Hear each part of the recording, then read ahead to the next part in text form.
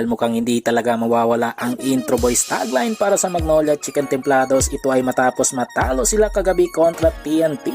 Tropang 5G sa do or die match ng quarter finals. Kaya naman maraming fans ngayon ang nananawagan na palitan na bilang head coach na Magnolia itong si Coach Chito Victorero dahil matagal na panahon na nga hindi ito nakakapagbigay ng kampyonato sa Magnolia. At isang malaking sampal nga sa team ang nangyaring pagkatalo sa TNT kagabi, at ito ay dahil may twice to beat advantage nga sila at wala din ang dalawang key players ng TNT na sina Jason Castro at Ray Nambata. West Cablandako, punta naman tayo sa veteranong big man ng TNT Tropang 5G na si Kelly Williams na ansang hero para sa ng TNT matapos ang clutch free throws neto sa Game 1 at Game 2 quarterfinal match kontra Magnolia na nagbigay ng panalo sa kanyang kupunan. Kaya naman isa itong si Kelly Williams sa masasabi natin na sa kalam o may ibubuga pa kahit pa isa na itong Thunders o may edad na sa kanyang kupunan. So kayo mga chong, anong masasabi nyo dito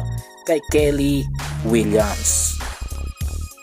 Panguli sa ating balita ay patungkol naman kay Coach Yeng Yao na may sinabi matapos manalo ang kanyang kupunan kontra NLEX Road Warriors sa quarterfinals. Well, ayon pa kay Coach Yeng Yao, ang consistent na pagtungtong sa semifinals ay kaapat na pagkakataon ay isang malaking achievement sa kupunan na lumalaban kontra sa malalaking kumpanya na may malaking resources. Dagdag pa ni Coach Yeng Yao, proud siya sa kanyang mga players dahil andito na sila ngayon kasama ang TNT, San Miguel at Barangay Ginebra. Well mga chong, hanggang dito na lang ang ating balitang PBA at syempre huwag kalimutan mag-subscribe at ilike itong video bilang pagsuporta. So this is Channel B once again.